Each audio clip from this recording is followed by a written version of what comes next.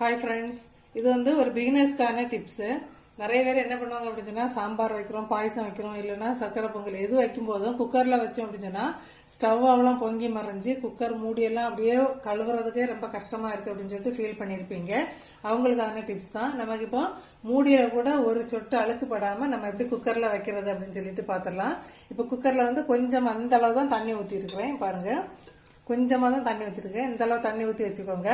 நான் இன்னைக்கு சாம்பாருக்கு தேவையான பருப்பு வேக வைக்க போறேன். அது எப்படின்னு பார்த்துடலாம். ஆனால் வந்து பொங்கி ஊத்தாம சூப்பராக ரெடி பண்ண போறோம்.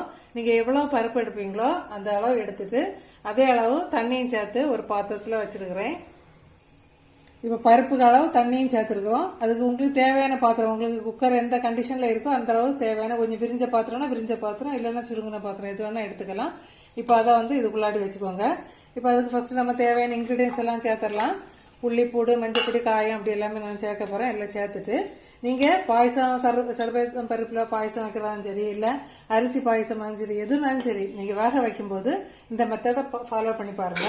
இனி நம்ம குக்கரை மூடி தேவையான அளவு விசில், உங்களுக்கு எத்தனை விசில் வேணுமோ, 5 விசிலோ 2 விசிலோ 4 விசிலோ எவ்வளவு தேவையோ அந்த அளவு வச்சு நம்ம இப்ப வேக வச்சு எடுத்துட்டு பார்க்கலாம் குக்கர் என்ன கண்டிஷன்ல இருக்கு அப்படின்னு சொல்லிட்டு.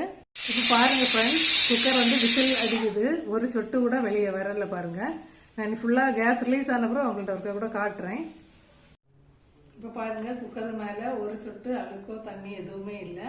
நம்ம வந்து இப்ப கேஸ் ரிலீஸ் ஆயிட்டு குக்கரை ஓபன் பண்றோம். பாருங்க, வாஷ் பண்ணி வச்சது போலயே இருக்கு குக்கர், ஒரு அழுக்கு இல்லை. பாருங்க, நம்ம பருப்பு வேக வச்சிருக்கோம். பாத்தீங்களா? இந்த பிகினர்ஸ்க்காக இந்த டிப்ஸை நான் வந்து சொல்றேன். தேவைப்படுறவங்க உங்க ஃப்ரெண்ட்ஸுக்கு, ஃபேமிலிஸுக்கு எல்லாம் ஷேர் பண்ணிக்கோங்க.